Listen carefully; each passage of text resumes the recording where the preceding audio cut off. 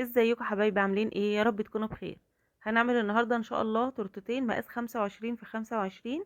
التورتتين كانوا رايحين فصل في مدرسة يعني. عملنا واحدة للبنات وواحدة للولاد. ان شاء الله الفيديو يعجبكم، بس ما تنسوش تحطوا لايك على الفيديو. ولو لسه ما اشتركتوش في القناة اشتركوا وفعلوا الجرس عشان يوصلكوا كل جديد. يلا بينا نسمي الله ونشوف عملناهم ازاي. بسم الله الرحمن الرحيم. حطيت في بولة العجان 6 بيضات، عليهم اكتر من نص كوباية مية بشوية، معلقة صغيرة محسن جل، وعليهم 550 جرام دقيق سبونج، وممكن تحطيهم 500 جرام بس. ضربتهم في العجان، طبعا حطيت عليهم فانيليا كمان. ضربتهم لمدة 6 دقايق، وبعد كده بقلب الخليط كويس جدا، وبحطه في الصينية مقاس 25 في 25. طبعا مبطناها بورقة زبدة، بالذات الصواني المربعة، عشان تعرفي تطلعي الكيكة كده ما تتهراش، وتضمني ان هي ما تلزقش منك في الجناب بتاعة الصينية. دخلتها في الفرن على درجة حرارة 180، بتاخد من 45 ل 50 دقيقة وبتكون جاهزة معاكي. طبعا لازم تختبريها قبل ما تطلعيها، عشان في فران برضو بتاخد مدة اكتر من كده.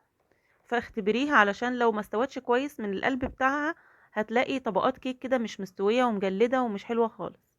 عملت الكيكة الشوكولاتة بنفس المقادير بالظبط. بعد ما ضربتها لمدة 6 دقايق، حطيت عليها 3 معالق كبار كاكاو منخول. بعد كده هنعمل الكريمة.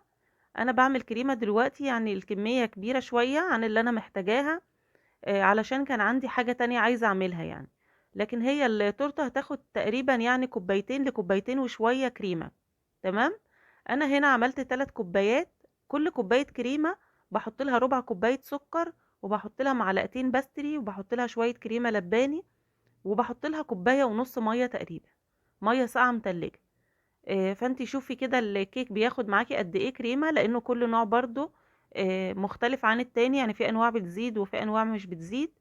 وطبعا كل واحدة اديها برضو غير التانية في الحشو والتجليس، يعني انا ممكن اخد شوية كريمة اكتر، ممكن انت تستخدمي اقل او اكتر مني. فطبعا الكمية دي حسب ما انت متعودة ان انت تحشي التورت بتاعتك ازاي. المية لازم تكون ساقعة جدا من الفريزر زي ما انتم شايفين كده. بحط المية التلج في الفريزر، وبعد كده بحط عليها المية للكريمة. يعني بحط عليها المية وبرجها كويس قوي علشان المية تسقع جدا قبل ما بحطها على الكريمة، علشان الكريمة تبقى متماسكة وكويسة معايا.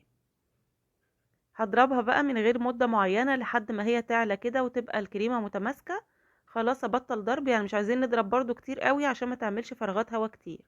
وقبل ما بستخدمها بقلبها كويس جدا، اخرج منها برضو اي فراغات هوا. دلوقتي هحضر الكيكة. بشيل طبعا ورق الزبدة، وبعد كده هبدأ اقطع الجزء الرفيع ده، علشان ما يبقاش بس فيه لون كده غامق في الكيكة بتاعتي.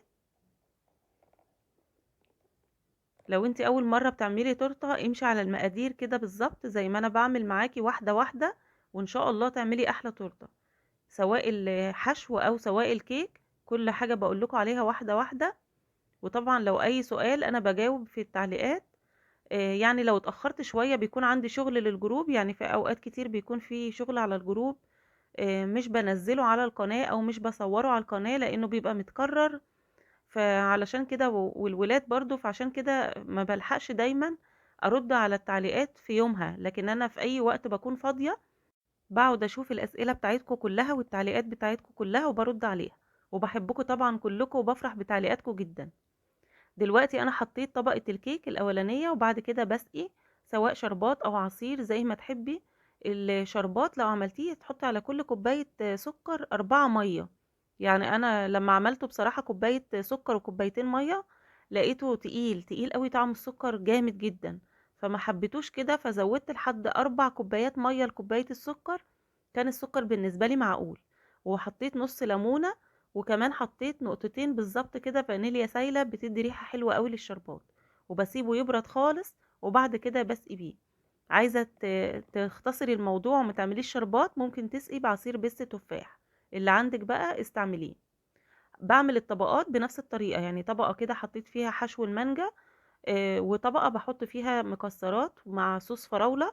طبعا ما قلناش بنحط مكسرات كتير لان بتفرق جدا في السعر، دلوقتي المكسرات سعرها عدى يعني. بحط دلوقتي عين جمل مع لوز. وحطيت برضو الطبقة الثالثة حشو المانجا، وبدخلها كويس جدا في الكريمة. وبعد كده بحط الطبقة الرابعة وبضغط الطبقات بتاعتي علشان تلزق في بعض. ملاقيش الطبقات كده مفرقه بعضها لما اجي انزل التورته على البورد. بحطها بقى في التلاجة تسقع كويس قوي. ودلوقتي هنعمل الكريمه الشوكولاته عشان نحشي التورته الشوكولاته.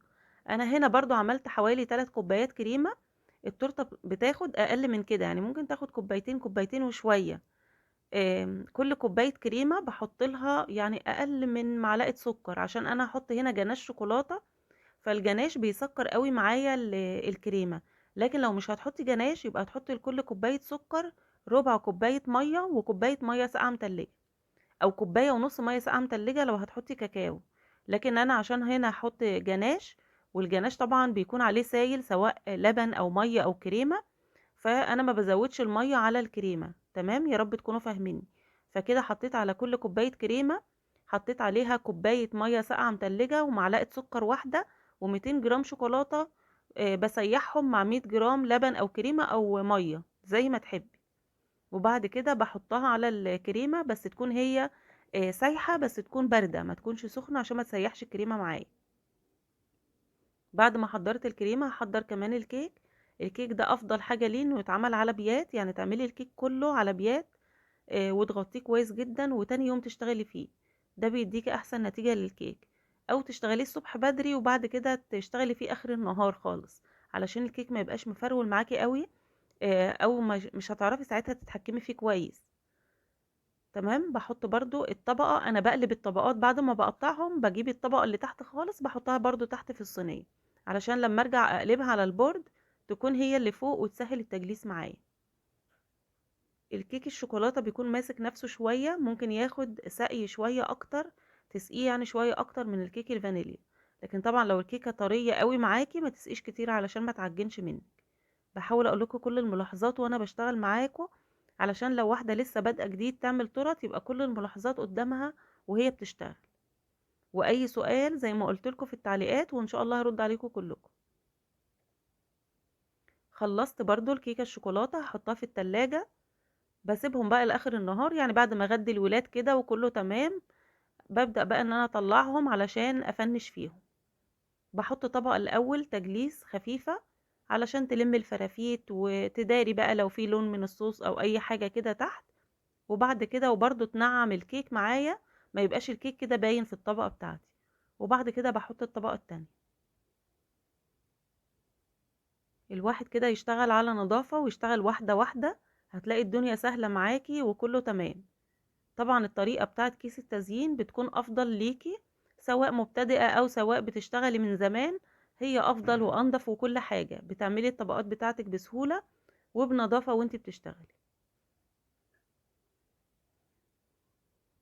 كده حطيت الطبقة الأولانية، ممكن أحط التورتة في التلاجة أو في الفريزر شوية علشان تشد الطبقة الأولانية، وممكن أشتغل فيها على طول. أنا بشتغل فيها على طول، وبالذات طبعا إن احنا في الشتاء، فالكريمة الحمد لله متماسكة وحلوة، مش محتاجة إن أنا أحطها في التلاجة. خدت دلوقتي جزء من الكريمة وحطيت عليه لون بينك، وحطيت كمان نقطة أحمر بسيطة خالص خالص علشان تديني لون كده بينك محمر على بسيط، يعني أنا مش عايزة لون بطيخي ولا عايزة لون بينك فاتح. تمام. وبعد كده خدت البولة التانية حطيت فيها لون ازرق على اخضر علشان اخد برضو لون فيروزي. الالوان بتكون غير الفيديو، مش عارفة يعني، هو حتى في الفيديو نفسه كل شوية هتلاقوا اللون متغير شوية. فاللون طبعا في الطبيعة بيكون غير، يعني اللون ده لبني في الفيديو، هو في الحقيقة اصلا فيروزي مش لبني خالص. ببدأ بقى احط برضو الطبقة التانية بالكيس بتاع التزيين، بيسهل عليا جدا. الاكياس دي مش شرط خالص ان انتوا ترموها بعد اول مرة، يعني ممكن تغسلوها وتستعملوها تاني. انا بصراحة طبعا بكسل لان بكون يعني بعد يوم شغل طويل ببقى عايزة ارمي الاطباق نفسها اللي انا اشتغلت فيها، مش عايزة اغسلها. لكن لو مفيش شغل كتير ورايقة كده ممكن اغسلهم وانشرهم واستعملهم تاني عادي خالص، مفيش مشكلة. بحاول بقى اسوي الكريمة بتاعتي بالسكرابر او بالسباتولا، يعني الحاجة اللي بتريحني او الاداة اللي بتريحني وانا بشتغل بيها، سواء سكرابر ستانلس او اكريليك او بلاستيك. اي حاجة بتريحك في الشغل اشتغلي بيها. جربي ده وجربي ده وشوفي انه حاجة اسهل بالنسبة لك. انا طبعا اللي قدامي بشتغل بيه، يعني اوقات هتلاقوني بشتغل بالبلاستيك واوقات بالستانلس واوقات بالاكريليك. اللي قدامي واللي مغسول بقى بشتغل بيه، وطبعا انا بغسل الادوات دي 100 مره وانا واقفه بشتغل. شايفين الدرجه التانية دي؟ بقول لكم الفيديو بيجيب الالوان على مزاجه. طبعا انا دخلتهم بقى التلاجة يسقعوا، وده تاني يوم والكيك خلاص رايح المدرسه. بدأت بقى ان انا احط الصور وافنش فيه. طبعا انت تقدري تحطي الصور دي من قبلها بيوم عادي، ما بيحصلهاش حاجة لو الكريمة بتاعتك تقيلة ومتماسكة وساقعة، مش بيحصل لها حاجة ولا بتبوش خالص. بس عشان التلاجة وعلشان ما اشيلش رف، اضطر اشيل رف يعني لو حطيت التورتة في التلاجة. فبسيب الصور بقى وهي طالعة، بفنشها وبحط الصور دي بالذات لما تبقى الصور عالية يعني. طبعا الصور دي كلها منزلاها من على برنامج بنترست. والمقاسات زي ما قلت لكم قبل كده بتتظبط، اي حد بيعرف بقى في شغل البرامج ينزل برنامج كده على الكمبيوتر او على الموبايل، ويبدأ يظبط لك المقاسات بتاعتك حسب مقاس التورته. وهنا حطيت اسم الكلاس اللي رايحه ليه التورته، وهبدأ بقى افنش برضو في تورته سبايدر مان. انا جلستها الطبقه الاولانيه، بقيت الكريمه البينك اللي انا اشتغلت بيها التورته الاولانيه، زودت عليها كمان شويه كريمه وبدات احط اللون الاحمر. بزود اللون لحد ما اوصل للدرجه اللي انا عايزاها. لو عايزه الاحمر يدي على نبيت شويه ممكن تزودي لون جل بني، او ممكن تحطي نقطه اسود، حاجه بسيطه كده لحد ما توصلي للدرجه اللي انت عايزاها. لكن انا هنا عايزه الاحمر ما يكونش غامق قوي علشان سبايدر مان، وعلشان مش عايزاه يكون يعني قالب على نبيتي ولا حاجه. فانا حطيت لون احمر، وحطيت كمان معلقه جناش، برضو ظبط اللون معايا وخلاه اللون اللي انا عايزاه بالظبط. ممكن لو اللون ما لقطش معاكي برضو بسرعه، تاخدي شويه من الكريمه دي وتسيحيها في الميكروويف او على حمام ميه، بيكون اللون اغمق كده اسرع. وبعد كده ترجعي تقلبيها على بقيه الكريمه هتديكي اللون على طول. تمام. بعد كده حطيت برضو على البولة التانية اللي انا اشتغلت بيها اللون اللي في تورتة ميرمت، حطيت عليها شوية من اللون الازرق وشوية من اللون الموف عشان اوصل للدرجة دي. وبدأت اجلس التورتة بتاعتي نفس الطريقة اللي عملت بيها التورتة الاولانية، هشتغل بيها برضو في تورتة سبايدر مان.